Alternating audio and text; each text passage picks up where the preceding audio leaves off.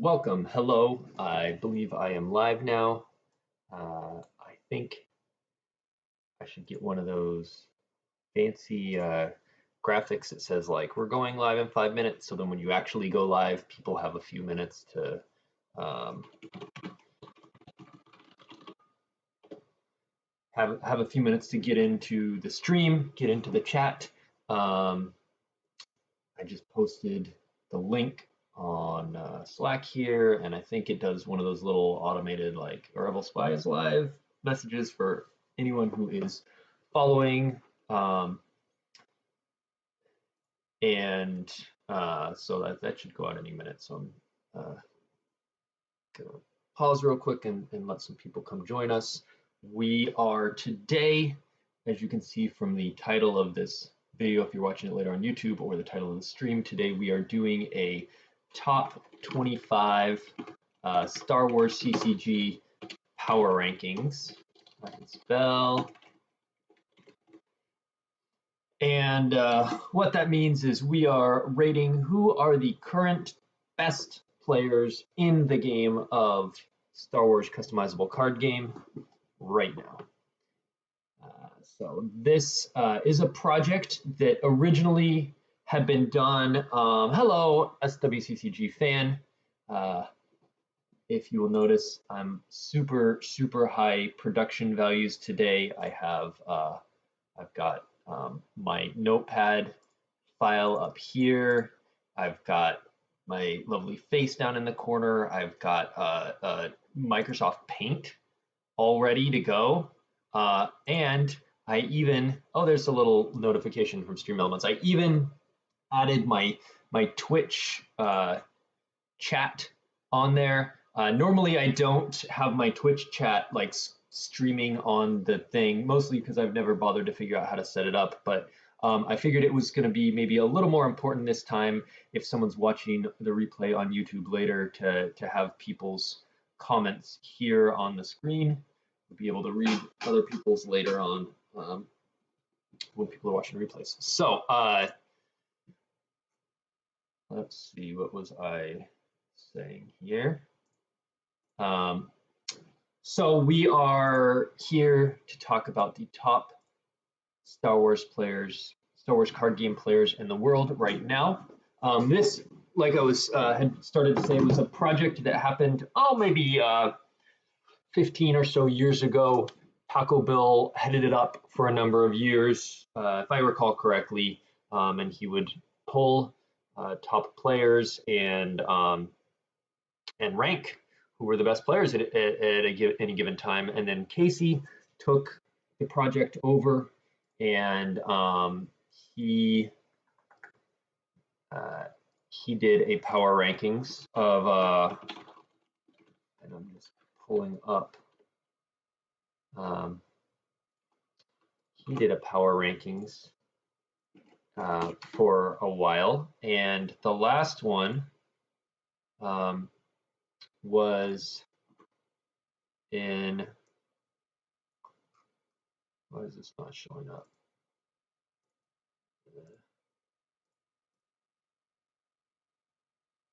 Here we go. The last one was in March of 2012. So it's been just over 10 years. At that time, Kevin Shannon was regarded as the #1 player in the world. He had won Worlds in 2008 and I believe in 2011 or 12. So maybe he hadn't had a second one yet. I think his second one was in 11. I stopped playing from 2010 to 2013. So my knowledge of that era is a little hazy. But I think he had just won his second Worlds, and so he was considered the best player in the world at the time. He had 9 first place votes. Johnny Chu had 4, but was only 7 points behind him. So very close. Chu got a lot of points for not getting that many first places. And then we had Steve Barone and Aaron Nelson as 3 and 4 respectively. Desai Smith. And a whole bunch of familiar faces, but some of which who have not played in quite a while. Caleb Foth and Brian Hunter, and then some who are still regulars. We see Steve Harpster and Matt Sokol was at the NPC this year, and I think Chris Twig was as well. and of course, Greg Shaw is a perpetual top eighter, and so we have a number of, and we're going to be going over who actually made the list later on in the show, who made this year's or this current list along with that one, and so let's go ahead and dive into this show now. I wrote out a whole schedule and everything. I'm super prepared for this, not just doing it by the seat of my pants, maybe a little bit of that too. But here I have a whole, just shrink that font. I don't know if that's still too hard, too tiny to read. I don't know what this looks like on your guys' screens. Anyway, this is what our schedule is today. We're going to talk about what this project is. We're going to talk real briefly about the team's spreadsheet, who the people are who are grading and what their criteria was, what a sanity check, and how this differs from historical all-time greats. And we're going to do a note about our European friends, and then we'll get into the spoilers. We've got the rankings rather. And then in the middle, we're going to do a new V19 spoiler with text and a new gorgeous image. We're going to do some sticker incentive program. We're going to talk about who got closest, which rankers was we could call it the most accurate, closest to the actual top 25 that we ended up with, the Wisdom of the Crowds one. And then we're going to end with the hottest takes list that had some interesting choices on theirs. So here we go. Let's talk about first, what is this project? I briefly introduced that already. This is the power rankings of the Star Wars customizable card game, and it is for the current power rankings. Just like if you are doing, I don't know, in sports, you often see, power rankings for football before the season, like which teams do they think will be the best, and that changes throughout the season as teams win and lose. And so this project, I imagine it will happen about 4 times a year, quarterly. So I'm calling this quarter 3 of 2022, and I'm picturing it happening about after every major, so somewhere around August, and one in February after whatever January NPC Grand Prix, whatever happens there. So in February, one in like the May timeframe. Oh, and one in like November afterwards. So like August, November, February, May, and just about 4 times a year, we'll see, who's been doing good in the OCS, who has won or top 8 of the most recent majors, and see sort of who's moving up, who's moving down, just like any power rankings would have, or a top pound for pound boxer list or anything like that. That's the idea behind this power rankings project. Seahawks ranked 32. Oh, no, I actually saw a power ranking the other day that had the Seahawks ranked at 30, and I was like, yeah, we don't really have a quarterback right now. Seahawks are definitely in rebuild mode there. Yeah, all right. We could just have ratings like back in the data cipher. We could have ratings, and we do have ratings, and I'm going to talk about that when we get here to the criteria section. One of the criteria is ratings, but that has some limitations.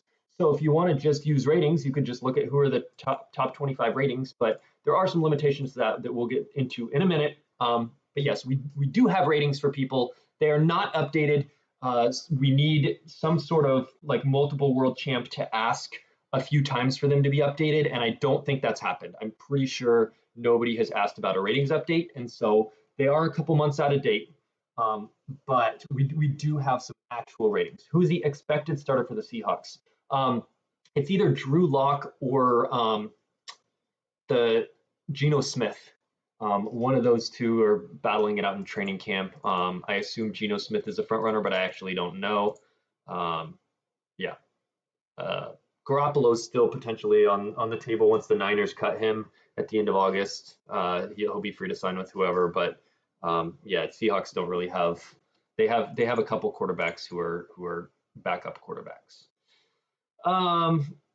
We are totally on topic here. You can see the chat is just like Drew Brees. Geno's getting the reps. Oh, Geno's getting the reps. I haven't followed training camp at all. All right, so Geno is above Lock on the chart. Okay, let's move on.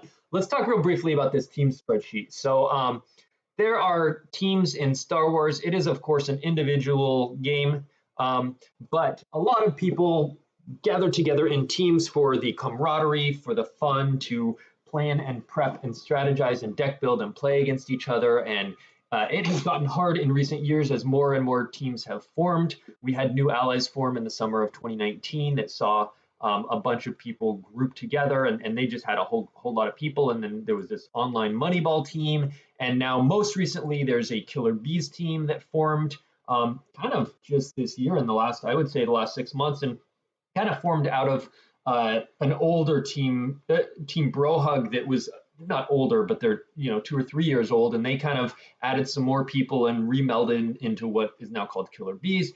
And so this team spreadsheet, it is a link to it is on the forums under the player locator subforum. It is stickied, but this team sheet was just made and is a resource for if you are wondering who is on what team and that sort of thing. And there's a number of players not listed. It is very much a work in progress. It was just created literally like a week ago. So if you see any problems, if you see if you have a team that is not listed, or if you think someone should be listed somewhere, let me know. But this is a new resource for the teams. And the reason why it's relevant here is because we're about to talk about the graders. So who are the people who came up with this top 25 list? And I reached out to a number of people. No Batmouse and Brad on Team Killer Bees? Yeah, they are. They're right there. Batmouse and Brad. Killer Bees. So who are the people who are ranking this? I reached out to, I don't know, a dozen, 12, 14 people who I considered were active in the game. They're chatting on Slack all the time. They play in events, they attend events, they know, sort of have a feel who of the top players are. And then after I sort of informally announced the project and was talking about it on Slack, I had a number of other people reach out to me and say, hey, we'd like to submit lists as well. Are you taking lists? And I said, yeah, sure. I took them from anyone who wanted to submit them. If you are active enough in the game to have seen me talking about it and to have opinions on who the strongest is, great. So we ended up with 19 total people, including myself. I submitted a list of who I thought were the top 25, and there were 18 other people for 19 total people who were the graders or rankers. I mostly use the word rankers, so I'll just change that here. And those 19 people came from a very big mix across the Star Wars community. So these are the teams those 19 rankers come from. So there were 4 people from the It Could Be Worse team, which is that one in pink there in the middle of your screen. There were 4 people from Team Moneyball, that green one in the upper right. There were 4 from New Allies, that purple one there.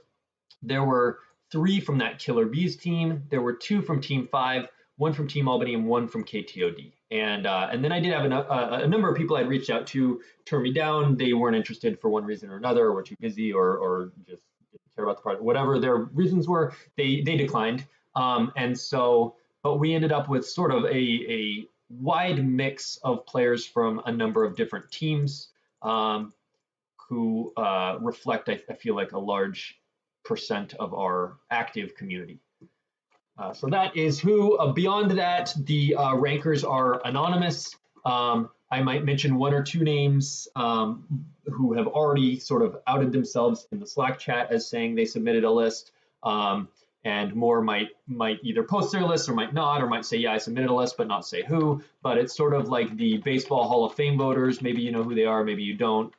Actually, I think all those are known. I think they're all like news writers or whatever. But anyway, sometimes rankers are anonymous, whatever. In this case, they can reveal themselves. I might talk about some, but in general, they're anonymous, but they are from a widespread range of people in our community. All right, let's next talk about the criteria for this event. Do we have a new allies versus Euro breakdown? Oh, is that supposed to be North America, not new allies? I do have a breakdown in terms of the top 25. If you're asking in terms of rankers, I don't have that. We do have a couple Euros who ranked people,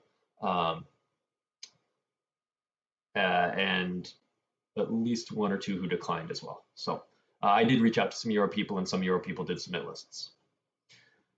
Okay, criteria. This I posted on the forums. I'm going to go over briefly because that's sort of, when we get disagreements with people about their lists, a lot of times it comes down to we are talking about different things. And so, you might say, I'm picking this person for these reasons, and you say, I'm picking this person for these reasons. If we have completely separate reasons for why we are ranking people, then it's not super helpful to be discussing or comparing apples and oranges. So I'm gonna real quickly run through the criteria that I told every person who submitted a list, even people who reached out to me and said, hey, I made a list, will you take it? I then sent them this and said, yes, read this, and then tell me if you want to change anything on your list. That way everyone was on the same page. So here's what it said. Thanks for agreeing to participate. These power rankings are intended to be a snapshot in time. They are not the best players ever. They represent who are the current best players. And I said, for this list, here are some resources that might help you in your decision making. First of all, Echo Base Troopers OCS ratings. So that is this right here. I now have pulled up, you should be able to see in the middle of your screen here. Adam has tracked all of the OCS games for the last several years. Again, it has not been updated since I think March. So, and there was none in April. So it's missing May and June. It's missing 2 months, but it has all of 2018, 19, 20, 21, and half of 22. It's got 4.5 years and it's missing 2 months worth of data. So it's fairly updated. It has all the ratings of people playing in the OCS. Now, here are, as I mentioned earlier, the limitations to this. One, it's only OCS games. So anyone who doesn't really play much online, someone like an Immel or a Reed Smith, they don't get captured by this. Two, quantity is very important here. So while Cryptophist, for example, does have a fairly high rating with only 74 games, in general, if someone hasn't done much OCS, for example, we see like a Mike Jim and a Immel down here, Immel won a lot. In fact, the very first month ever, I think he qualified with an 11-1. It might have been a 12-0, or I know Salucci went 12-0, and I think Immel went either 11-1 or 12-0. And so he has a very good record, but he just doesn't have enough games to have risen up the ranks. And so people that's sort of a problem with this. It doesn't capture any majors, right? It doesn't have who people played and beat in majors, how they did in top eights, who won events, who won, who won the OCS itself, right? MHT won the most recent one, and this number doesn't reflect that. I believe it's only the regular season, not the playoffs as well. And so it is a good resource for the people who compete in the OCS, but it's limited to that. And everybody is still just going on about football. Great. Okay, so then the next one I said, other resource is the OCS Cumulative Results, which is this thread. It shows this bottom tab is the current year. You can see, and this first tab is probably the most relevant for current power rankings. And someone like Dussell is 45-3 so far this year, which is just an absurd, 93% win record. So you might look at it and say, hey, here are some players who are playing exceptionally good in the OCS right now, and I'm going to maybe bump them up a little bit more in my head. You could also look at last year's OCS playoff records and see, okay, MHT beat Silver Glen in the finals, and the final four were Charlie, MHT, Silver Glen, and Joker King, Chris Holland. So maybe I'll take that in and maybe even go one more year back and look at the last 2 years and look at both the 2020 where Dussell beat Paul Myers. And so you might, so that's another resource. You might look at the last 2 years of playoffs as well as the current season. And then the third resource I gave everyone was the major results spreadsheet, and this lists every single major's results since the reset in 2014. So for the last almost 8 years now, every major that's been played, Grand Prix, NPCs, Worlds, Euros, Texas Mini Worlds, OCSs, every major that has been played is captured here, and every person that played in them and their results. So you can look at how many top 8s has a person made. You can look at what percent they made top 8s out of how many they entered.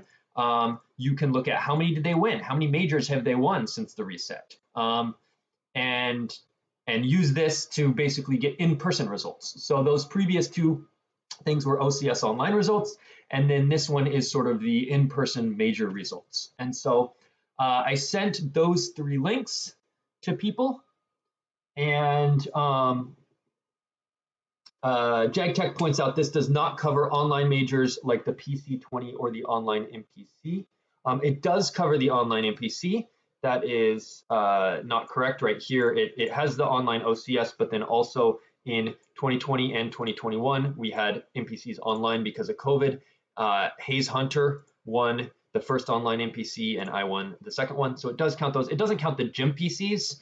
Those aren't generally considered majors. JNAP says, should the PC20 be added to that? That's a good question. I would think probably. The only weird thing about adding it is it sort of had a weird structure, and you get that question of like, how do you incorporate it? So for example, the Philly results, we only actually had 1 through 6 until recently. And we just got those results, and JNAP just added them. But the problem with adding them that I noticed after he added them is we count top 8 results, but Philly only cut to top 4. So should getting 8th at Philly count as a top 8 result when you didn't make the cut? Is top 8 intended to be like made the cut, or is it top 8? Like, what does that mean? And what is a top 8? So even if you do say, nah, we're just going to count it as top 8, even if it was a top 4 cut, that's fine. Like, however, it's all arbitrary decisions, right? How do you do something like the PC20 that had 2 totally different brackets? So if someone got first in their bracket and they played in the finals, that's what happened with Tom Struther and Mike Kessling. So they ended up first and second. Then who gets third or fourth if second in their other bracket? How do you count that? Do you count that as two separate majors? Like, not really. I'll leave that to the experts to decide if that should be on this major result sheet. I would think it was a major. I would think it could count.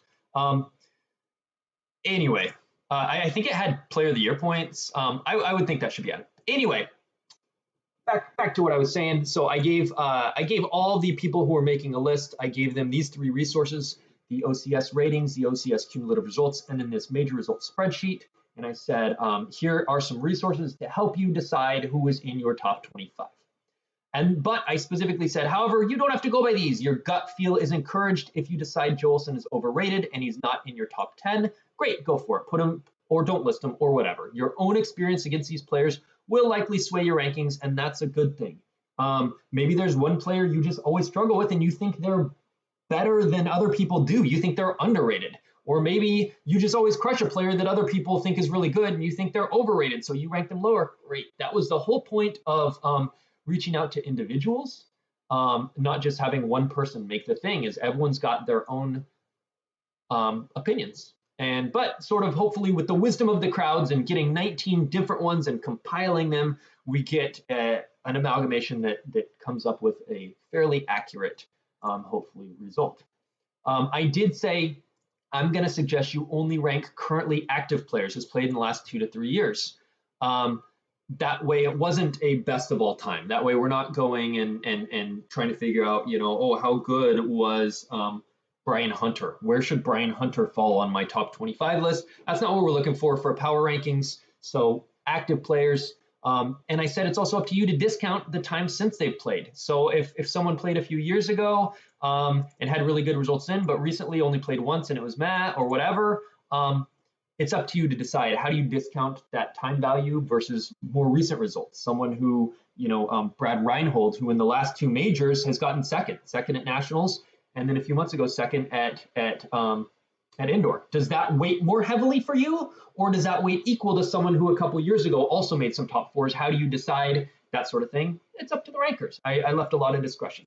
And I said, even if you want to rank Yannick Lapointe, your top 25, go for it. Interpret all of it as you will. It's your list. It's left to your discretion. That was sort of the ultimate thing, is like, I'm giving some guidelines so we're all have the same idea and we're all on the same page, but you do you. And I had some other random thoughts. Don't discuss it with people when you make your list. There's, it's a small community we saw earlier when I listed where all the lists came from. Multiple people on the same team are ranking people. I didn't want people discussing and coming up with a very similar list and then submitting these very similar lists. I wanted different flavors coming in. I said, try and be as objective as possible. You're going to be rating your friends. You might be rating yourself. That's fine. You'll have your own criteria, but try and be objective. And then last I said, keep in mind online and in-person play exists. Don't forget someone who only plays online and then doesn't really have major results or top eights. And then also don't forget someone who only plays in person and doesn't have an OCS rating. And then I said how you weight that in-person result versus the online results, totally up to you. Some people say, in-person results and wins are more important. Some people say online is, OCS games are really hard. It's up to you how you weight them. So I left quite a bit of discretion. But thanks for the shout out, Asamenar. I'm not sure who that shout out is for, but you're welcome. I don't know this your Twitch screen name. Maybe I would recognize your forum or Gemp screen name. Oh, should the PC20 be added to the OCS ratings? I would think not. I would just keep it clean OCS.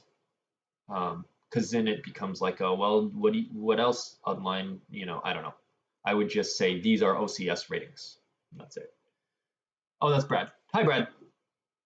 Nice to have you here. Thanks for joining us. Okay, those were the criteria I gave to rank people. So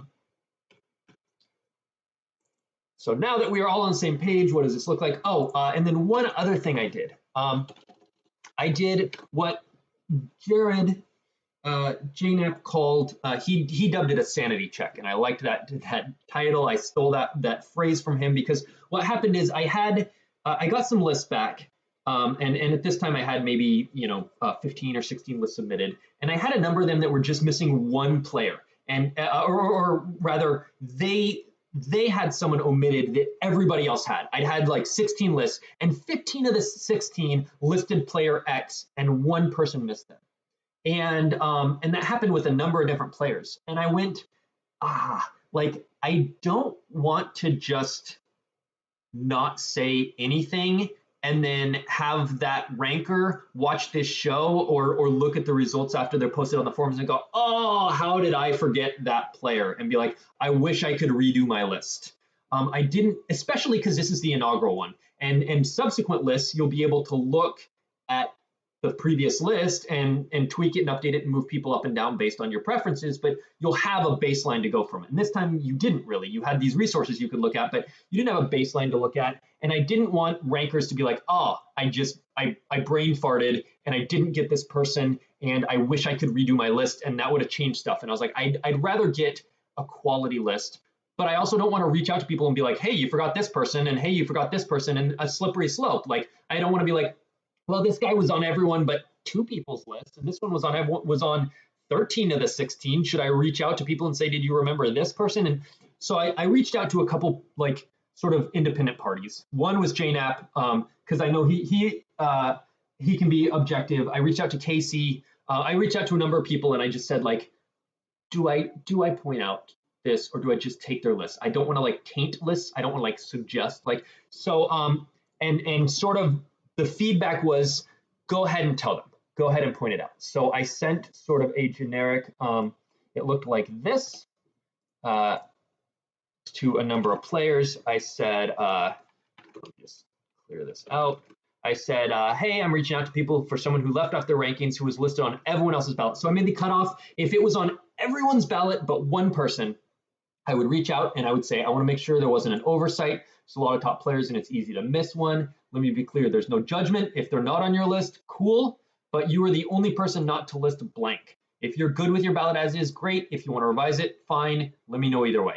And then I pasted who their one specific person was. So anyone who is just missing from one list. Now we had a number of people. We still end up with. Let me double check. There are still 4 people who are on all but one list. So that happened, and that's totally fine. I just wanted to make sure people weren't on the first one being like, I can't believe I missed them. I wish I could redo my list. So I did reach out to some people, and I'll probably do the same in the future with a cutoff of if they're on every single list but one, I'm going to double check. Hey, this wasn't an oversight. Cool. So that was sort of a what Jane dubbed a sanity check, and I did that for some missing people. Now, real quick, talking about historical all-time versus current power rankings. We actually talked about that earlier. And basically the idea is not to say, hey, Johnny Chu is the GOAT. Let's list him at, or Bastion is the GOAT. Let's list them at 1 and 2. And I do think actually, and at some point might make a historical power rankings and solicit feedback from a bunch of people and compile and make a, as of 2022, here is what we consider the top 25 players of all time. Actually, we were talking about it in Slack the other day, and someone suggested it's really hard to compare eras in any sport, right? You see this in baseball and football, and how do you compare, a high volume passing era to a whatever, right? Defense in the NBA has changed, and how do you compare 90s, blah, blah, blah. So someone suggested making a separate top 25 Decipher era players and top 25 PC era players list, and I think that would be pretty cool. So, but that would be, for all of Decipher or all of the PC's eras for the last 20 years. This is not a last 20 years list or last 25 years list. This is a current power rankings. Who is the best pound for pound players right now, today, end of July 2020. All right, then a note on Europeans. Oh, Justin said he mixed up 2 players and I reached out and it worked out well. Great. Love to hear that. So this is Chris Kelly, Esquire. This is Chris. I love that. It is not Indiana Jones Jedi Knight. He's like, fuck it, you all just, I'm me. And everyone knows he's Chris Kelly. Everyone just universally. We talked the other day about like which players are known by their first name, by their last name, by their full name, or by a nickname, screen name, that sort of thing. Batmouse is Batmouse. Nobody calls him Anthony or Anthony Howard. He's Batmouse, right? Chris Kelly is Chris Kelly. Like, and then that is a facet of the fact that we have a lot of Chris's. But like Schoenthal is only Schoenthal. Like you would rarely call him Chris Schoenthal. You could, but he's Schoenthal, right? Gogolin. Gogolin is Gogolin. You wouldn't, but it's not Kelly. I guess, though we do have a Tom Kelly, so that would be confusing. Anyway, Chris Kelly. We got you, Chris Kelly. I have no perspective on who was good at any point pre-reset. So you probably wouldn't participate in a historical all-time. And I actually had one person I reached out to who was like, yeah, I'm actually not following the game right now, and I don't feel qualified to do a current power ranking. And I was like, cool, I respect that. Thanks for saying that. So yeah. I'm too new to rank players. Happy I got to contribute with Excel help. You were a huge help. I'm not showing my Excel spreadsheet because it has like who ranked whom and everything. I don't want to out people. I guess I could hide certain tabs and stuff. It'd be too much work at this point. But you're letting everything be automated. I can just cut and paste a name, and then I have a column that shows all the unique names. And so if any unique names pop in at the bottom of that column, I check that there's not like spelling errors and fix it. And then now I have a list of all the unique names, and then I can just like, it's fantastic. It made this job so easy to total the points and average and do everything. It would be a pain to do this by hand. All right, going back to Europeans, splitting the PC era between pre and post reset would also make sense. That's true. Yeah, I mean, you could have three distinct eras. The Cypher era was about 6 years. The pre-reset era was about 13 years, and then the post-reset era now is about 8 years. So 6, 13, and 8 aren't that different in terms of time scale. And yeah, you could have 3 different top 25s, but at some point you get how much do we want to slice and dice this? We could have a best player every single year, and and we could call that the player of the year. But yeah, I do think that pre and post also could make sense. Could also do pre-revel, post-reset. Yep. Yeah, I mean, at some point we'll slice and dice it enough to put Team Ohio all the way at the top of one of the lists. So Europeans, one thing I wanted to mention to them, there are some Europeans who made the final list. They are probably underrepresented. And I want to be clear that I hope that's not a slight to any of them. I think there are some Europeans who deserve to be on this top 25 who are overlooked and would qualify based on play skill. The problem we have with rating these is lack of data.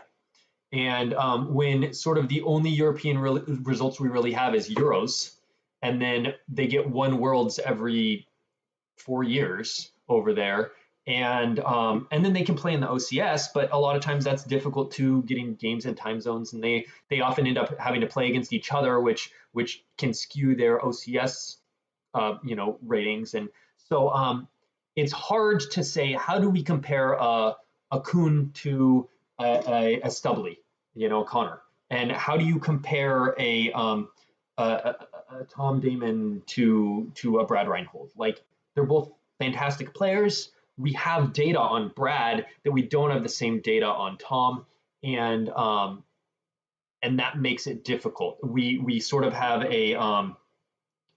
not a confirmation bias, but like what's the bias where, like, when you see something more, it's more present in your mind, like an observation bias or whatever. But essentially, we have a problem where we hear these North American names over and over because we have the NPC, and then we have the indoor Grand Prix, and then we have nationals, and then maybe a NABU regional happens, along with all these other US regionals, and then like a Euros happens, and then Worlds that's happening in the US, and then we have an NPC that's happening in the US. And so information asymmetry, yeah, that's definitely applicable.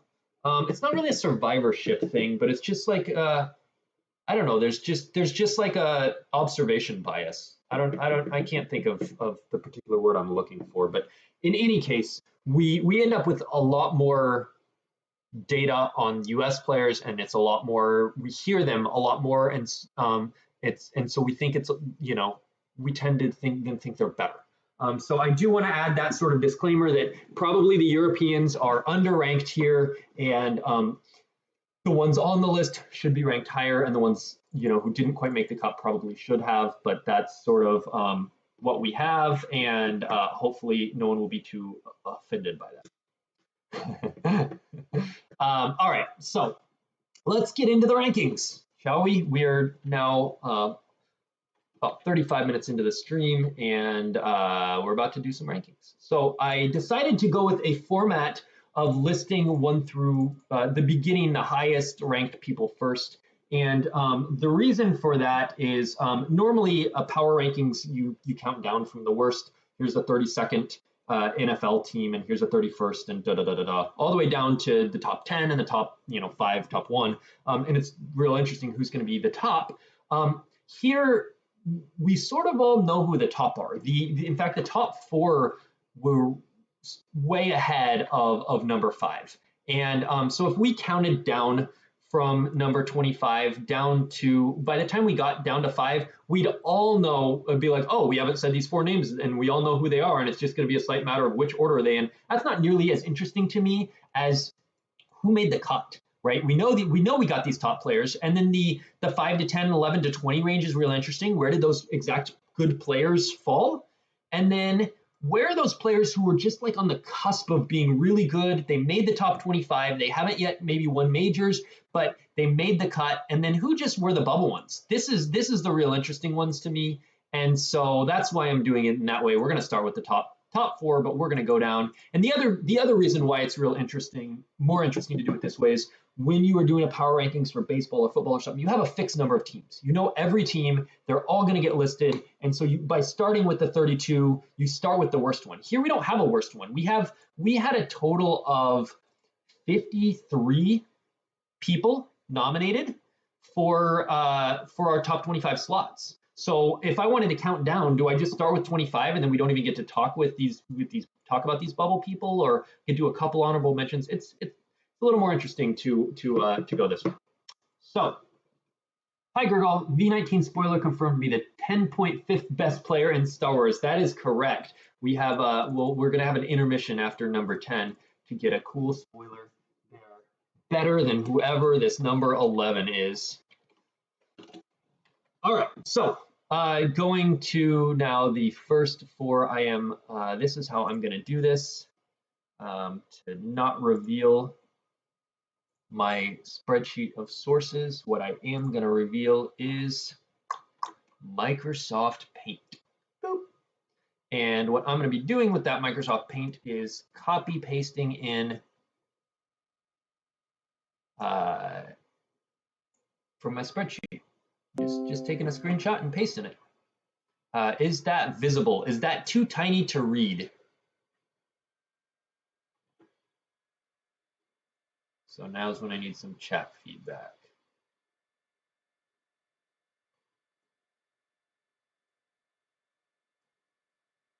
Little tiny. How is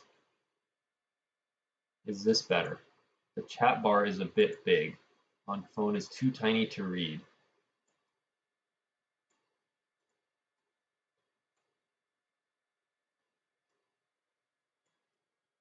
Is that now visible better? Someone on, I can read it without my glasses. Perfect. Can anyone on their phone read that better? All right, cool. We're gonna go with this for now. And then GMPC bracket with Paint. Paint, it's just a universal tool for us computer noobs who don't know how to do anything better. I mean, I could cut and paste from one Excel to another and share an Excel and stuff, but the problem is the cells all link to each other, so I'd have to just paste values every time, and I'm just doing it this way. Just go with me. I will talk through everything. You don't need to see. You can just listen. So we have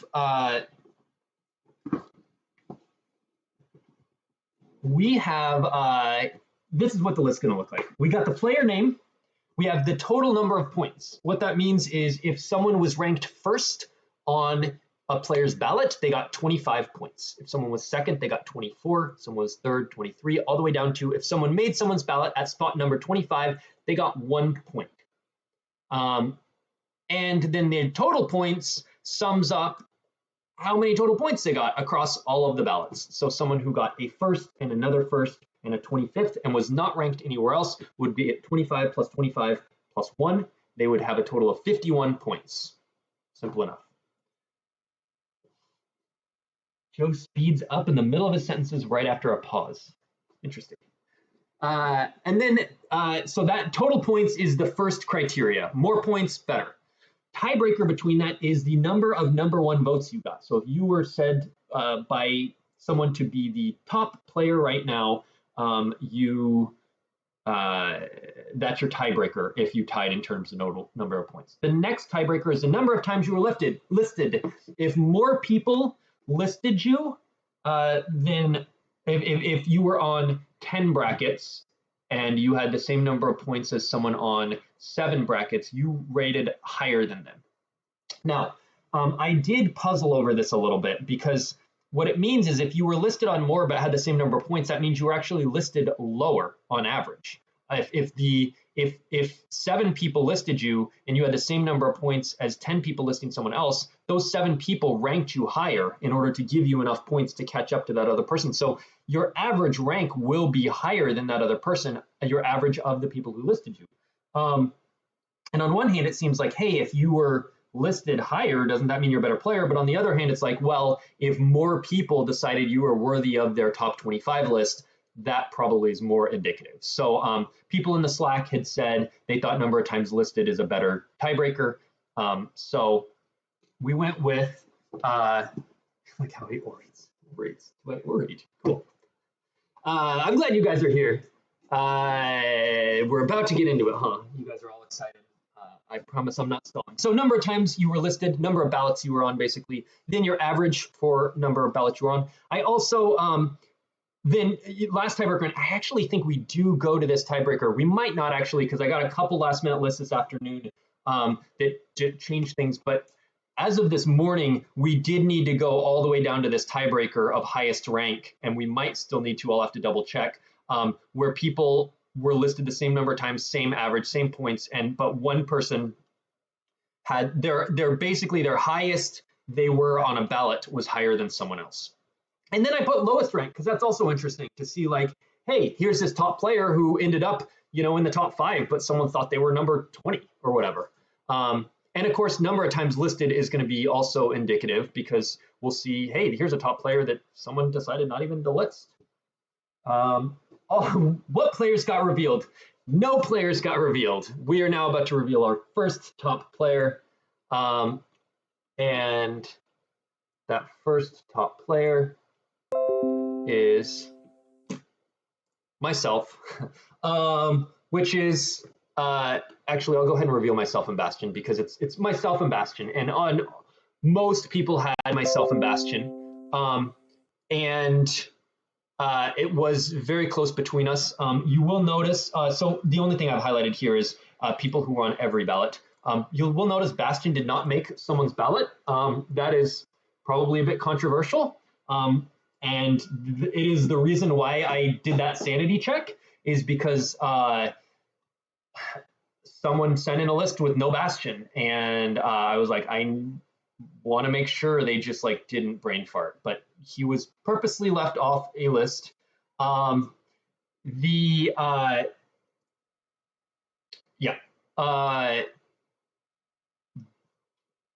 I guess anyway, we'll one thing I do want to note is if Bastion had made their basically top 3, he would have beaten me in terms of total number of points. He would have got another, he's only down by 21 points, and he has one less number 1 vote. And as you see, other than not being listed, his how do you highlight in Microsoft Paint? Do they have a highlighter? Oop, is that just going to cover it? Yeah, that kind of works. His lowest rank was 3. So if they had rated him 3, he would have beat me. It was not me. For people wondering if I rated, I actually ranked Bastion above me. My personal list here looks like this, and I had ranked Bastion above myself.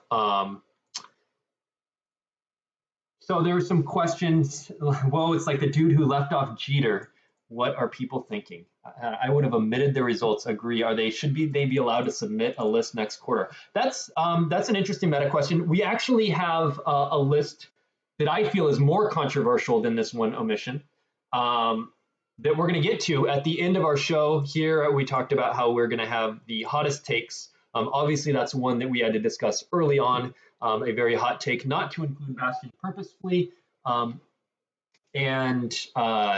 yeah. So I obviously I got that. I said, hey, I think I need to point this out to this person, and I did, and I don't really have more to say about that other than essentially going into all of these lists, excluding that. Other than that, Bastion and I were near a dead tie. Yeah, I suspected you. Was the rest of their list was reasonable? It was a personal reason about Bastion. They did share a little bit. It was I can't basically say the rest of their list was not crazy. They were not the hottest takes list, and so I don't know that it would have been fair to be like, well, I don't agree with you're not counting this person, so I'm not going to count your list. Anyway, you can see via this lowest rank, the lowest anyone put me was 4. Everyone listed me, and the lowest they put me was 4. Besides the one person who omitted Bastion, the lowest anyone put him is 3. So essentially, we were both in the top 4. We both got a number of, there were 19 total lists. We have 17 of the 19 number 1 votes. There are 2 other number 1 votes out there, but essentially the number 1 votes were split between us. The points were very split. We were both in the highest rank, and I myself considered Bastion the best right now. So I don't know, as the person running this project, I don't love that it feels, the one spot feels a little bit tainted because of that, but also I don't feel right basically saying like your vote doesn't count. It should count. It was he submitted a reasonable list. So anyway, those are our top two. Is every number one on the list? What does that mean? Oh, did every number one make the top? Yeah, every number one is in the top four. We're about to see. Yes. The next person on the list is, hang on one sec, I can screenshot this correctly. Justin Desai. Justin Desai got a 1 first place vote, and he was listed on every ballot. His average ranking was 3.84. His highest rank was number 1. Obviously, he did get a number 1 vote. His lowest was 14. Here's where I'm going to give a hot take. There were a number of people who listed Justin Desai above me, which I found surprising. And so this goes to your criteria. If I were making a list of the best top players ever, Desai would hands down be above me. If I made a list of the top players of the last 7 years, Desai I would rank above me. If I made a list of the best players right now, I couldn't justify Desai above me. As he mentioned in the Slack chat the other day, the last time he won an in-person major was 7 years ago. The last online major was 2 years ago. Since the last online major that he's won, I won a Worlds, and then I won an NPC, and then I won a Nationals, and then I won another Worlds, and then I won another Nationals. So since he's won any event, I've won 5 majors, including 2 of them Worlds. So to me, to say Desai is better than me right now, and of the last few majors he's attended, he made a top 8 at the NPC and then dropped because personal life reasons. You don't count that against him at all, obviously, and he made the top 8. But the 2 before that, Nationals and Worlds, both of which I attended, he didn't make the top 8 cut, and I won both of those events. So for the people who put Desai above me, I was just like, I don't understand that. The only argument I have for him is he is crushing it in the OCS. He is 45-3 right now. So if you're looking at that and you're going, man, Desai is just killing it online. And in fact, just last month, I went like 7-5. I had more losses last month than he has had February, March, May. In 3 months, I had more in the 1 month. So that's sort of the only argument I see for him. But me winning 5 majors since he won his last one, and him not making the cut in 2 of those. But this is where you get different people have different criteria, right? And so Drew shared in Slack. Drew was one of the rankers, and he I can say that because he shared in Slack that he did, and he shared his criteria was if a player were to sit down right now with no prep for a major, they have 5 minutes and they say, boom, grab these decks and play. Who would be the best? Who would perform the best? That was his criteria, and he thought Desai would do better than I would, and that's a totally valid take. So if you're looking at recent results, which is how I graded mine. So like, for example, I put Jeff and Brad quite high on my list because they both won majors this year, and Drew, or Brad didn't win one, but Jeff won a major this year, Drew won a major this year, and Brad got second at the last 2 majors. I weighted that very highly. Someone else might say, well, I think if you sit Brad or Jeff or Drew down with 5 minutes of prep, all these players are going to be better than them. So I might put them down in the mid-teens, you know? So this is where that leeway and criteria go. Joe, you should release lists with names redacted. So I would only feel comfortable doing that if I had said I would ahead of time and the people knew going in, or if I give people the right to say I don't want my list released.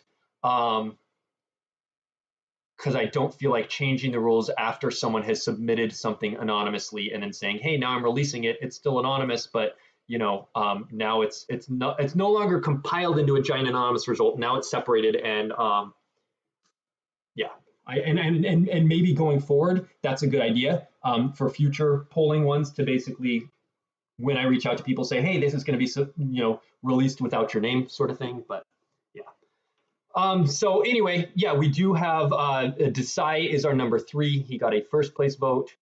We had a number of people who said Desai is better than Joe right now, and he's, like I said, he's been killing in the OCS. He's a super strong player and was clear. He was in number 3 after Bastion and myself there. Then next, number 4. I think you guys could probably also predict this. He was the only other number 1 vote. Is MHT, and these are called outliers, stat folks. Yes, there were some outliers. MHT's lowest rank was 17. His highest rank was 1. He did get 1 number 1 vote. I personally, what did I rank him? I think quite high. I think I had him 3rd on my list. After I put Bastion 1st, myself 2nd, and MHT 3rd. And the reason why I did, like I said, I weighted recent wins fairly heavily, and MHT won the OCS just this year. In I think it concluded in January this year, or maybe December. But either way, he won the most recent online OCS, and he won Texas Mini Worlds in 2020. So he has 2 major wins in the last 2 years, and including one this year. And I think he also finished high on something else. Anyway, so yeah, it's 1 of 17. I feel less bad about my list. Yes, we'll talk about our hot takes. You're getting ahead of me, Taco Bill. So this was the clear-cut top 4. Like these point lines, you can just draw a line under it because there's a big gap down to number 5. Even if some people said, hey, I think this person is 17, or I think this person's 14 or whatever, having 19 people rate meant that 1 outlier didn't end up skewing it a whole lot. So clear top 4 right now. We should have an invitation-only tournament with the top 25 players. That'd be fun, or maybe the top 10 players or something. Okay, let's see. Didn't he win the Gym PC too? Yeah, maybe he did. And he is the number 1 for best article release this week. Drew getting 2nd for his Vader article, and MHT did an article about the new Lothal objective. So if you have not read those, and you want to learn about V19, 2 new awesome articles by people from design and development explaining these cards, how they were developed, their thought process, stuff like that. It was very cool. An invitation for the top 16 post worlds would be neat. Yeah, sort of like OCS, or I don't know. Just more, I love high level games between good players, and then we can commentate them and we can all enjoy them. And yeah. We first need a grudge match event. Who gets to be Chris or Justin once or for all? All right. Yeah, Miyashiro wants to take on Desai is what I'm hearing. So now that was the top 4. I think on my list I had 1 through 4. Next, we're going to talk about 5 through 10. I'm just going to info dump 5 through 10 on here for us.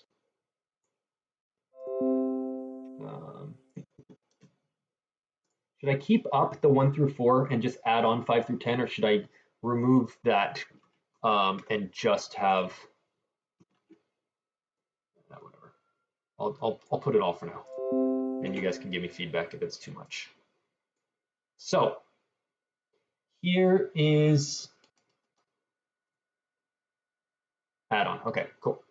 So we just went over the top 4. You can see there is a big gap between MHT's points at 390 and Brian Fred's points at 334. Brian Fred rounds out our top 5. So our top 5 players in the game right now: myself, Bastion, Desai, MHT, and B Fred. But like I said, there's a 30-point gap between Desai and MHT, fairly decisive, and then a 56-point gap, which is more than two first places between Fred and MHT. So a big gap there between our top four, but Brian Fred comes in at number 5. His highest rank was 4th. And if you notice the lowest rank, I'll just point it out of all of them right now. Lowest rank of numbers 5 through 10 is 19, 19, 18, 20, 23, 20. Basically, everyone, even anyone who said they made their list but weren't that good, they were all in that sort of same range. We're going to start seeing some similar. And then their highest rank, Drew had a 2nd, and then Hayes had a 3rd, and then we have 4, 5s, and 6s, but they're all finishing here in that range that they actually finished in, with spot 5 being B-Fred, for those of you who are just listening and can't read this. Spot 6 being Drew, spot 7 being Hayes Hunter, spot 8, Greg Shaw, spot 9, Mike Kessling, and spot 10, Charlie. So our top 10 there. If you notice a couple things here, we talked about how Bastion was left off a list. Someone also left off Charlie. This was pointed out to them, and they did not want to have, did not include Charlie. This was a different person. So pretty much all of the one-offs were like different people for one reason or another. Did not. I thought that was pretty surprising not to rank Charlie. But he was on 18 of the 19 ballots. More interestingly, Drew was only on 17. He was not ranked on 2, including himself. He did not, out of modesty, he decided not to rank himself. And we had a discussion about this. He was actually, I think, like the first person who submitted a list, or maybe the second. And I was like, dude, you forgot yourself. And he's like, well, I actually have good reasons for why every single one of the 25 above me is better than me. And I was like, all right, dude, like, fine, but like, come on. So he was one of those 2. And then there was one other person who thought, yeah, Drew shouldn't be on there. But there was someone who thought Drew was the 2nd best player right now. So anyway, there is our top 10. Myself, Bastion, Desai, MHT, B-Fred, Drew, Hayes, Shaw, Kessling, Charlie. That is a stacked lineup. So that's our first 10 right now. We are now going to an intermission. I'm still continuing the show, but we have a word from our sponsors. Our sponsors, of course, being the Star Wars CCG PC. And the Star Wars CCG PC would like you to know there is a new set coming out in about 2 to 2.5 weeks. It is called the Virtual 19 set, and we have a spoiler for it. And so we are going to pause our top 10 or our top 25 list to spoil a card. Here we go. I got to pull up. I have a picture of a card.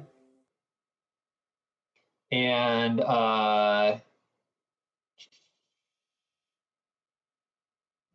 checking my list.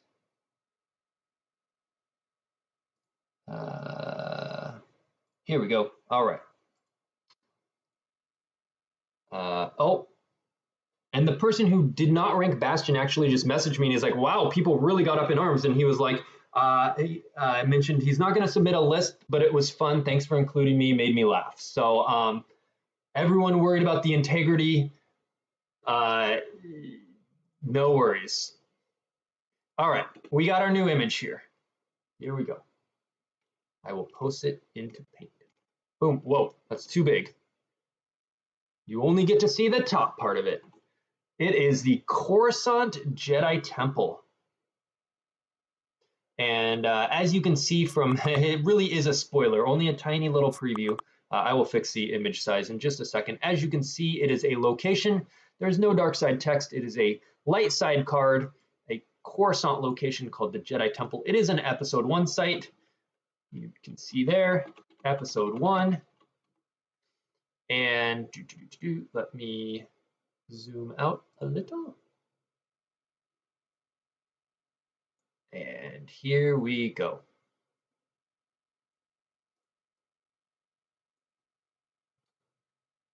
It is an exterior site. Thanks, Justin, for pointing that out.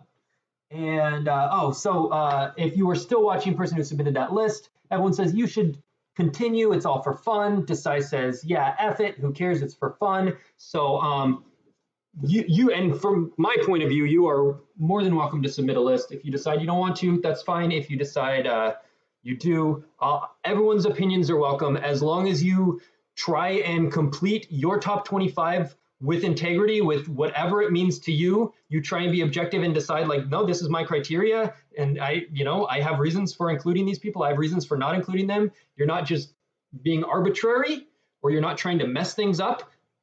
Good. Whatever your opinion is valid. So, all right, on to our cool spoiler. This is the Coruscant Jedi Temple. I'm sure everyone ignored what I was saying because Taco Bill says if they're aware enough to message you and say that, they should be absolutely accepted. Cool. I love to hear the outpouring of people saying, like, yep, I agree, your opinion's valid. So I don't know if you're still watching or not. I might message you later in case you weren't. But yeah, everyone. We do have hot takes and opinions and might say, like, well, how do you not include this person or whatever, but not with any maliciousness, more out of, like, not outrage, but faux outrage of just like, what? Like shock. All right, cool. Jedi Temple. It is a 2-0.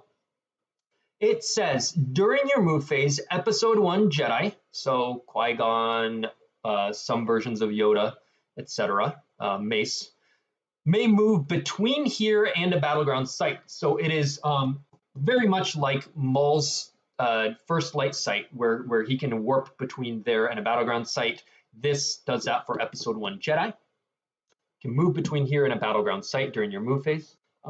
Gurgle actually sent this to me, and he sent it with some common rules questions. Can multiple Jedi move in the same turn? Yes, they can. So episode 1 Jedi may move between here. You can do it with multiple Jedi. However, they are separate actions, one at a time, and they are regular moves. They cost 1 force. So you can't do it multiple times with the same Jedi. You can't move there from somewhere and then move to somewhere else. It's a regular move, so you can move there or you can move away. It costs 1 force. It is not free, but you can do it with multiple Jedi as separate actions. And then it says, while a Jedi here, any Jedi, not just an episode 1 Jedi, while a Jedi here, opponent's characters deploy +2 here and cancels force drains at Jedi Council Chamber. So one way to protect your JCC, if you've got that in a site, or you've got that in the same deck, is you can have a Jedi here and not have to defend both locations.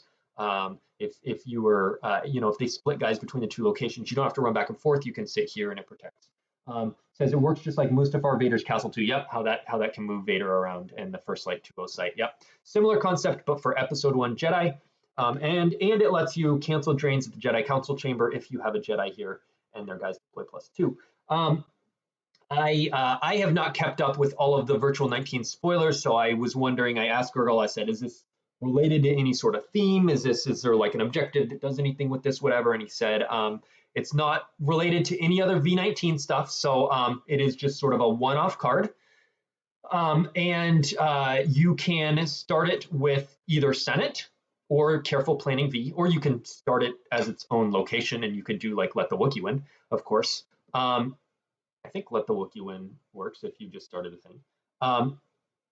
Question, what pulls it? I don't believe it has any pullers. So in order to, you either have to float it or you have to start it with Careful Planning V using the Coruscant system, or using Let the Wookiee Win, or using the Senate objective. And if you start the Senate objective with it, you get the drawback of not getting the 3 icons from the JCC right away turn 1.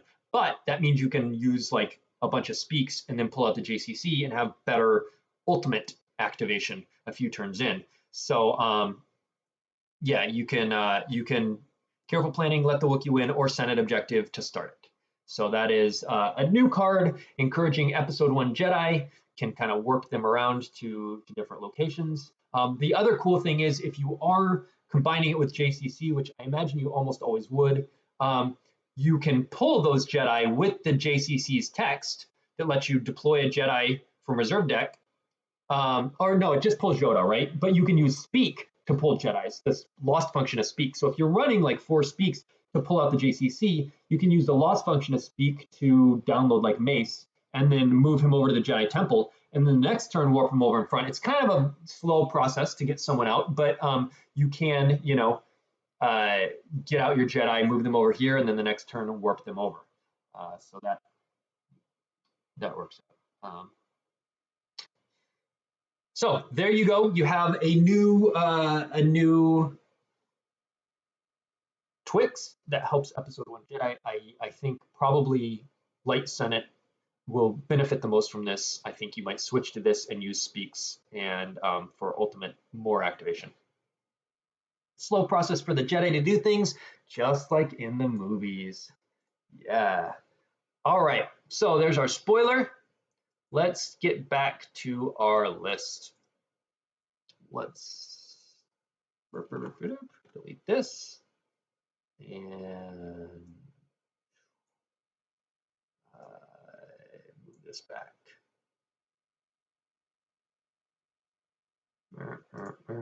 That's some stuff. We'll fix it soon. All right. Is there a location deployment rule that states it has to be adjacent to the JCC? Oh yeah, can Darkside split it with their Coruscant docking bay? Or yeah, that's a great question. Gurgal, is the Coruscant deployment location deployment rules going to be modified for this thing, or can it go with any interiors? Can it go on obviously Shizor's Palace goes on one side, and then you've got JCC and interiors on the other. Yeah, we'll wait and see. He says design looked at that and did not see any need to update the rules. It does not need to be adjacent. It can be split. All right, there we go. Good question, Cal. All right, let's look at 11 through 20.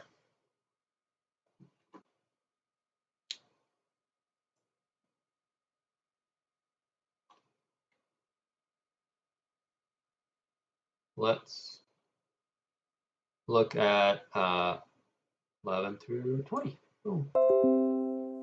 So 11 through 20. Ooh, why is that not? Is here.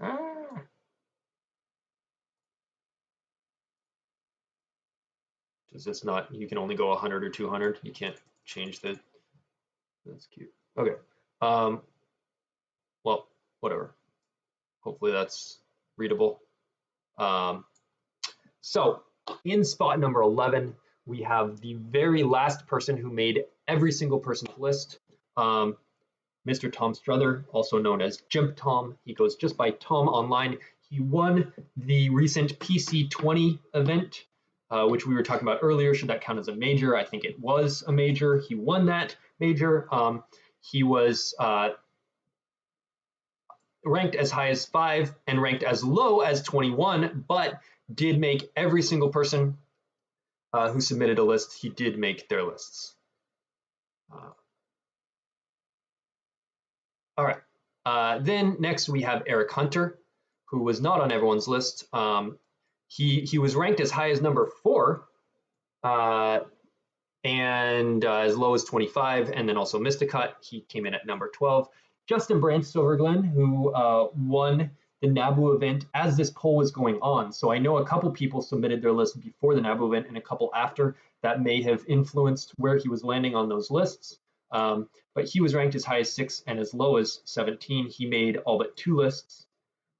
Then we have Jeff Levine, known as Treadwell on Jemp. He recently got first place at the Indoor Grand Prix and 4th place at Nationals. And then in spot 15 is Brad. Brad recently got 2nd at Indoor and 2nd at Nationals. He was ranked as high as 3rd and as low as 24. He made 15 of the 19 lists. Then we have JNAP, who was ranked as high as 8. He comes in at number 16. Teemo Dussell, he is known on Jemp as Dylan. He was ranked 17. Paul Myers came in at 18. Immel at 19. I suspect Immel's rank is mainly a factor of lack of recent play.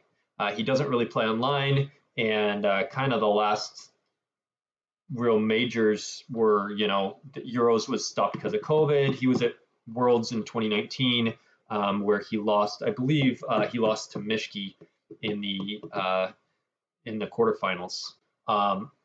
So someone had him ranked as high as number 4, but he only made, notably, 9 of the 18 lists. So he only made half of the lists. A lot of people just chose not to rank Immel right now due to inactivity, I'm assuming. I don't think I had Immel on my list. And that's solely the reason.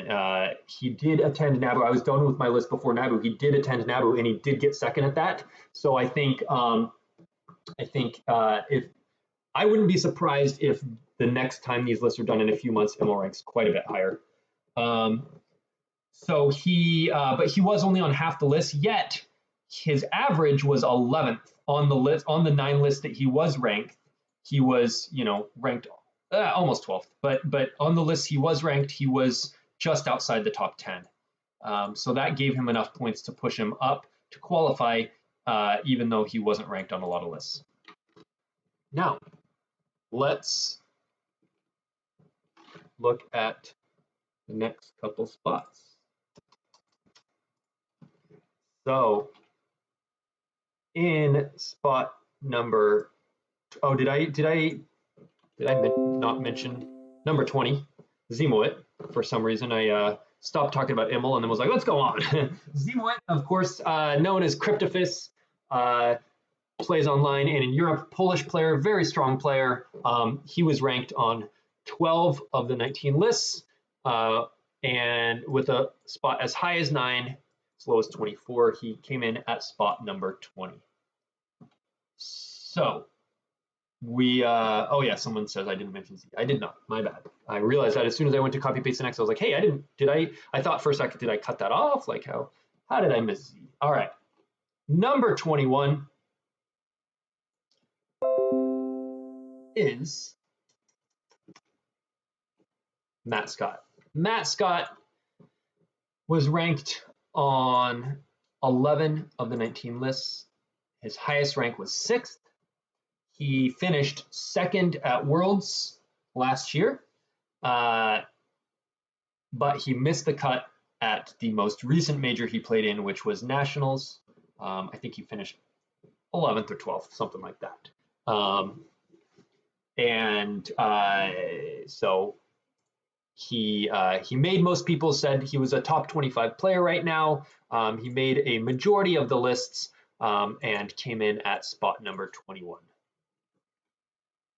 At number 22, we have former world champion, Mr. Tom Hade. Tom Hade is won Worlds in 2016. He won Nationals in 2018. And he made a top, so those were a little bit further back, but he also made the top 8 of Worlds this year, or last year, however you think of it, 2021 Worlds. He made the top 8, and he came in at spot number 22. Then next, number 23 is Mr. Steve Barone, aka Stevie Gets. And what does Stevie get but placed 23rd in the top 25? He was ranked as high as the 5th best player in the game, and however, he was only ranked on 7 lists. There were 12 people who did not rank him or consider him active enough, most likely. He plays occasionally. He played in the OCS last month and stuff, but he yeah, I'm trying to remember. He did go to the NPC this year, and he got 9th. He just barely missed the cut. But I don't think he was at Worlds or the Nationals before that. So I think probably off people's radar a little bit because he missed the cut at that, and then he hasn't played a ton recently. But of the 7 people who ranked him, they ranked him in 16th place and as high as number 5, which gave him enough points. Matt Wadden would enjoy his number of points here. In order to get 23. And interestingly, actually, I'm going to put up, this is where we had the interesting tiebreaker, because we had 2 people were 69ing, we had a almost tie between 23rd and 24th. They were both had 69 total points. They were both on 7 ballots. They both ended with the exact same average ranking, which is insane, on the ballots they were on, because they were ranked in different places, obviously. Barone's, so I'm talking about Steve Barone and Kieran Forget. Kieran, a great player from our European scene. So how many, we've had a couple Europeans now, Bastian, Teemo, Zimuit, and now Kieran and Emil. So we've had 5, I think, Europeans so far. Kieran, another great European, makes the cut, and ended up, which is interesting because his best rating was 10, his lowest was 21, whereas Barone's best was 5 and his lowest was 25, but they all ended up getting the exact same points, the exact same average ranking. And so the tiebreaker came down to what was their highest ranking, and Barone ranked at number 5 on someone's ballot, slides in at 23 with Kieran at spot number 24. And Taco Bill says, I had Steve at 24, but that's nothing to do with skill, only activity. Yeah, and that was one of the things I said when the rankers, I was like, it's up to you how you weight how recent their play was versus how you, and that's totally valid take. And meanwhile, JagTech says, I left people off entirely if I considered them inactive. So yeah, you might not consider Barone totally inactive. So you might say, well, he's a little active, but it's been a while, so I'm going to discount that and bump him lower. Or you might say, I don't consider him active at all, I'm going to leave him off. And that's sort of up to you. Justin Desai says, Hayes, Eric, Steve, and Emil, I'd rather not play if I want to maximize 1%. And yeah, that's the thing, is like, Emil can be away from the game for a while. Hayes, Eric, Steve, they're phenomenal players, and when they come back, they're always dangerous. So if you are basing your rankings on who are the most dangerous, strongest players, you might rank them quite high. If you're ranking it on recent results, you might rank them lower. Hayes Hunter has won 2 majors in the last 2 years. Eric has got a second at an NPC. How do you compare skill versus results, all of that? And that's why we get a bunch of opinions. Oh, Taco Bill says, oh, if this was you don't want to play this person, Eric is number 2. Wow. Taco Bill is real scared of Eric Hunter. That is high praise. Yeah, I think that's the votes I'd get you, Joe, too. I think that's the votes I'd get over you, Joe. Is that, yeah, I agree. If people were saying, I think people are more scared to play you, Justin, than they are scared to play me. Absolutely. And so you have more of an intimidation factor. So if people are ranking who they're worried about playing, they would rank you over me. But yeah, if they were ranking results, I think I have a clear case for better, more recent results. Yeah, Eric and Steve would be in my top 4 on that. Cool. So Eric, Steve, presumably Bastian and Emil, maybe? I don't know. Cool. Eric scares the bejesus out of me. Wow, Eric, you need to come to more events. You've got psychological head factor over a bunch of people. Or maybe you should not come to events and just keep that aura of mystery. Okay, now we are at, if you have not noticed, we have not done number 25, the very last spot. Who made the cut and who's gonna be bubble? Slotting in at number 25, just making our list, is Mr. Taco Bill Kafer himself. He was on 13 of the 19 ballots. His highest ranking was 15, his lowest was 25. He ended up with a total of 61 points and came in, Taco Bill, as our 25th best player right now. Taco Bill, I had Bill Kafer in my top 25. I had him higher than 25. I think he had some phenomenal results in 2020 and some good ones in 2021. He made the top 8 at indoor this year. He was not able to attend nationals, but based on a lot of online results over the last 2 years and a top 8 at indoor, I had him on my list. I think he's had some solid results and is a good choice for number 25. And then I will share with you next our Bubble, or is Bubble the one who just barely made it or the one who just barely missed the cut? I don't know. The one who just missed, just out of the money. Let's use that phrase. At number 26. Wow, that is a great guess, Dunce. You are correct. It is Chris Kelly. Mr. Chris Kelly barely missed the cut. He had 59 points to Taco's 61. He missed it by 2 total points to make our inaugural top 25 reboot list. He was only listed on 10 ballots. Interestingly, he was actually listed, for the people who listed him, he was slightly higher than Taco. And he had a higher finish, but being listed on a few less ballots was a point maker difference there. Chris Kelly always bubbles. Ouch! Ouch! Taco Bill says it's because I put myself too high. I'm going to look up what you put yourself. I won't say, but now I'm curious. Taco Bill put himself. There is himself. Interesting. And actually, yeah. And where did Chris Kelly?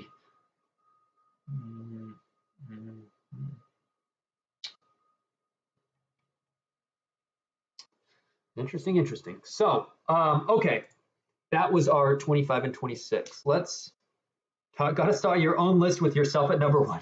So we get 19 different number 1 players. Yeah, all right. Chris Kelly almost 69. No, we had 2 players 69.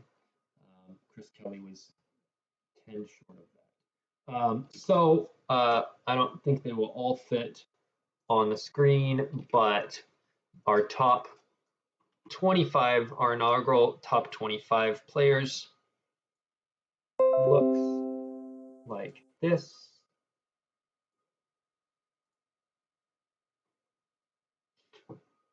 We have Chris Kelly says I had Taco Bell higher than me on my list. Wow.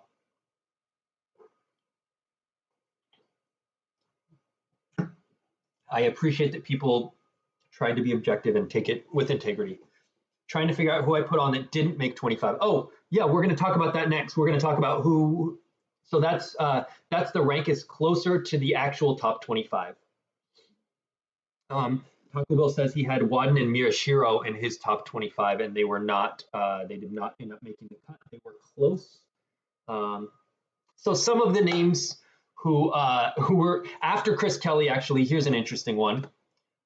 Number 27, he was only on 3 ballots, but he made it almost on the list. Just being on 3 ballots was Johnny Chu. And the reason why he got so many points is because on those 3 ballots, he was listed as 5th, 11th, and something else. Let's see. If the average was 7 and we have 16 there, 16 plus x divided by 3 equals 7. Someone can figure that out if they wish. But Johnny Chu on only 3 lists made it all the way up to 27 because basically everyone decided Johnny Chu's not an active player. I'm not going to list him, except for the people who decided, Johnny Chu's active enough. He plays all of the Jedi. So I'm going to go ahead and list him, and they decided to list him in that range. So there we go. Johnny Chu is our 27. He was an interesting one. Then reading down some of the, I will post all of them online. Actually, I'll go ahead and just screenshot real quick. Some of the other people we had listed. Brad Kipple was up there, Chris Hull, Joker King, Ryan Searson, Connor Britton, Stubley, Matt Wadden, Justin Miyashiro, Casey Annis, Mark Walseth, Mike Damboy, Matt Sokol, Kyle Kruger, JJD, Phil, Gavin. So now we're getting down, if you look at, as I'm reading these names, people who were listed on 1 or 2 ballots. Jimmy was listed on 1 person's ballot. Gavin, known as Gavino on Chimp, was on 2 ballots. Matt Sokol made 4 ballots because he made the top 8, maybe top 4. I don't remember at the NPC this year. So we have Brad Kipple made 11 of the 19 ballots, but his average was so low that it did not give him enough points between those 11 ballots. Mike Thomas, that is a good question. Mike Thomas, it was on someone's top 25. Yeah, I would have ranked him if it was open. It blows me away that Gavin is a priest. Yes, maybe he will make the next list if he prays a little bit harder,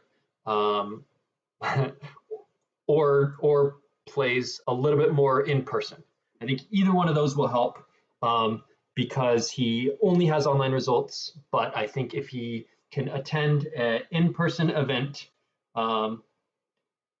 it would be great to see him, and I think he would start rocketing up some people's if he could have some consistent in-person results.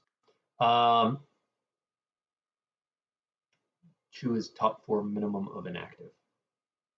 Yeah, Chu is either top 3 or inactive. Well, the 3 who actually decided to list him did not agree with that. And if you're based on recent results, and you said he's an active player, but he's not had good recent results, I don't know how you clearly. I didn't list Chu because I don't think he's active. But if he came back and played in a major, yeah, he'd rocket up the list. Even if he didn't make the top 8 at Worlds, just playing in Worlds, he'd make my top 10 list. I don't know that he'd make the top 2 or 3 if he missed the cut, because I do more heavily weight recent performance for a current power rankings. But I'm sure some people would rank him as 1 or 2, even if you went to Worlds and missed the cut. So everyone does it differently. Yes, one person shows wall Seth at 9, and we're going to get to that one on our hot take one. Taco Bill's spotting all the anomalies. There's only one choice for the token, Landing Claw. That will be our token then. Carl calls out the token for our sticker. Today is Landing Claw. I love it. If you submit those, I'm pretty sure it's streaming at StarWarsCCG.org, but those of you who participate in that know it better than I do. It's probably saved in your Gmail drop down. You just start typing it and it'll fill in. And your sticker token for today is Landing Claw. Was the same person who had me at 14 the one who had MHT at 17? Let me look.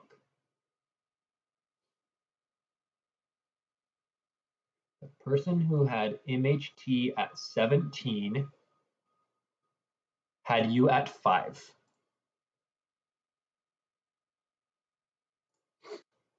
So, yeah, I mean, lists were reasonable. There was some oddities and stuff. Didn't Chu win the retro event? That's true. Chu did win the retro event. I did have a question of should we just be ranking open players? And my answer to that was I only ranked open players, and that's sort of the intent. And I think most people are going to do that. But if you feel that, the dude who just rocks that no shields format is one of the top 25 players, then list him. Like, it's up to you. You have discretion with this. So, but in general, I think it was only open players. But it is true, Chu did just win the retro event. I didn't see the Lauren 29 or whatever no shields guy on anyone's list. So I think most people kept it to open. Yeah, guy plays one time in the past X years and wins it. Yeah, Chu. I mean, if Chu comes back, you're picking him for your fantasy team because he's immediately 60 points and great. Chu's. There's no question about that. The only reason he wouldn't be on this list is because he's just not playing the game right now. Okay, so that is our top. We're here at this point. We did the sticker program incentive. That is the Landing Claw. Now we're gonna talk about the ranker closest to top 25. It is funny. I mentioned I was going to call out Robbie for a second, and the reason why is because he made a post in Slack about 5 days ago. I had maybe 13 of the 19 lists in so far, and he made a post saying something like, "I bet mine is the most controversial." And I was like, "Oh, that's a good idea. Let me make a column that totals up how many of each person's list were correct in that they matched with the top 25 player. So how many of the top 25 players did they have? So for example, I'm just going to read down how many. I had 21 of the 25. Some of the people I had that didn't make it were I had Chris Hull, I had Joker King on there. I also listed Chris Werfs and Chris Kelly. Apparently, I have a thing for Chris's, but Werfs, Hull, and Kelly did not make the list, but they made my top 25 list. Anyway, so other people had 20, 20, blah, blah, blah. So, but when Robbie made this comment about, I bet mine is the most controversial, I made this call. I was like, I wonder whose is the most controversial. And I made this list, and I totaled it. And at the time, it's not current now, but at the time, he had the highest number of matching players. He was like, I bet mine is the most controversial. And I was like, actually, you have the most correct. So, he only was not correct because he had a European bias, which he was purposely trying to do, and mentioned that. And so I think he was the one who mentioned who listed Jimmy. And Jimmy's one who I think is a phenomenal player and just lacks data basically. Otherwise, he would be much higher. But the person who had the most correct. Now, I don't want to encourage this as like a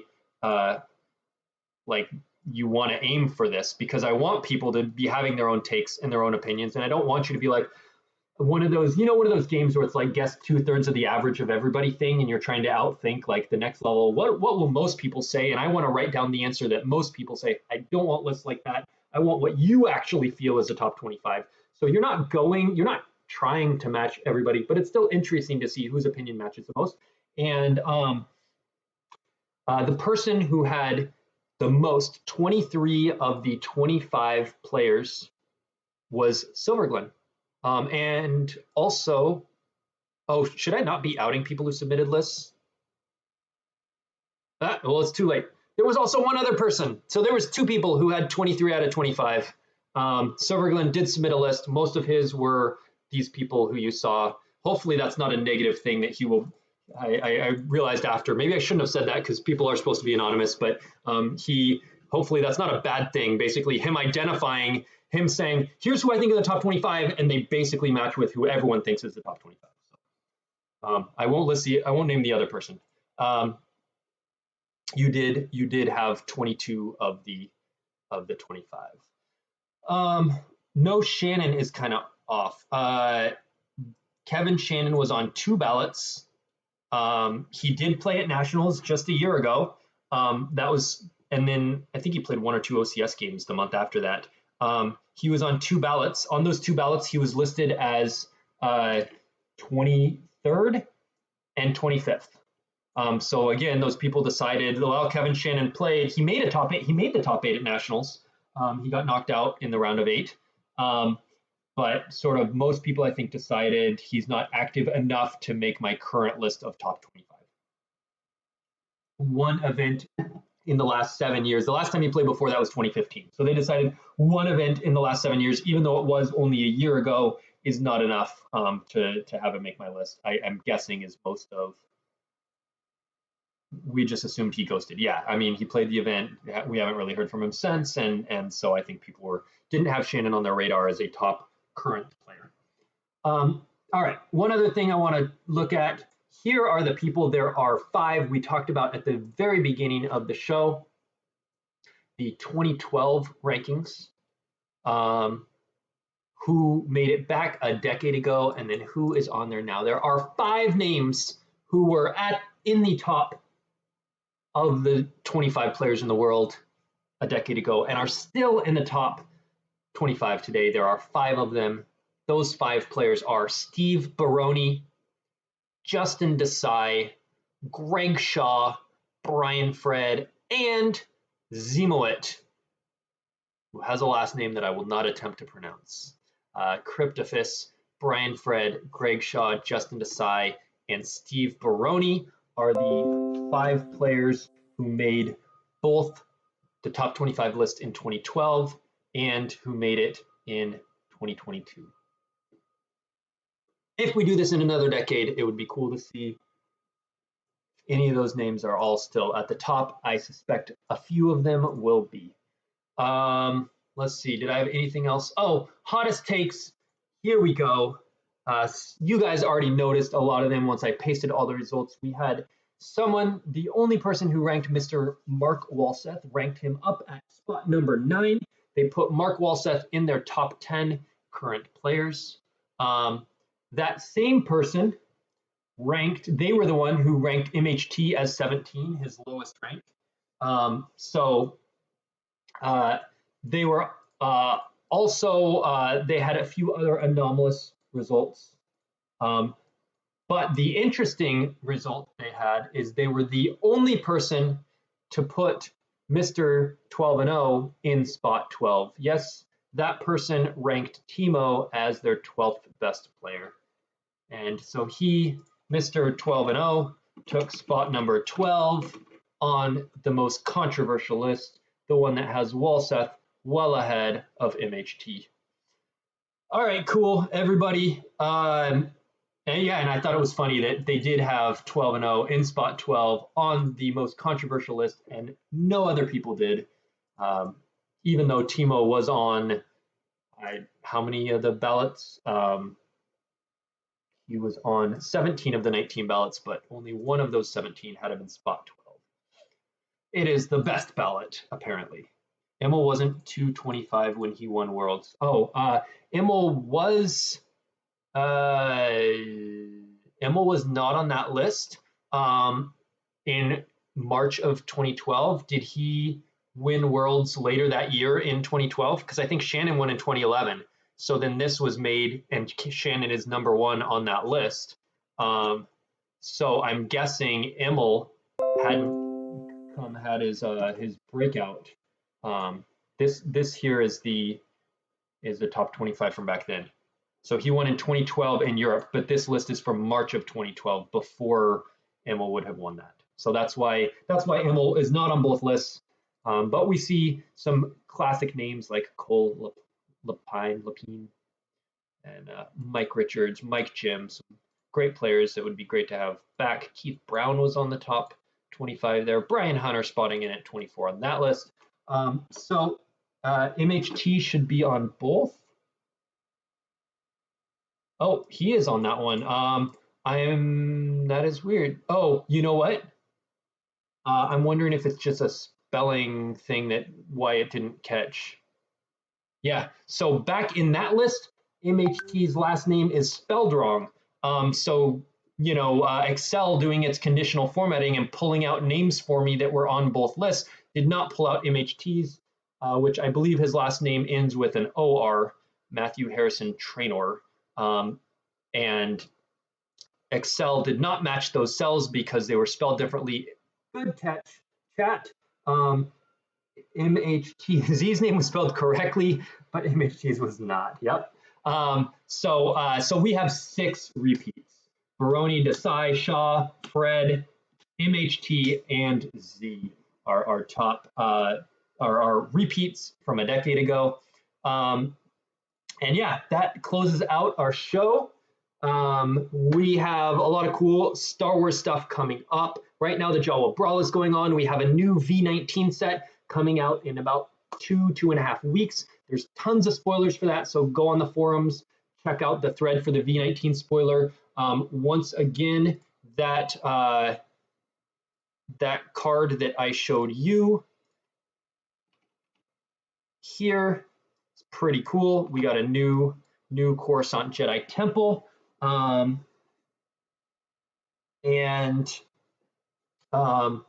Yeah, lots of cool stuff coming. New set. We got Euros coming up. We got August OCS, starts in 2 or 3 days. There's only 2 months of OCS season left. We've got Worlds in October in Atlanta. You should come join us. And otherwise, we'll catch you on Slack or GIMP or around. Thanks, everybody, for tuning in and chatting with me while we did this.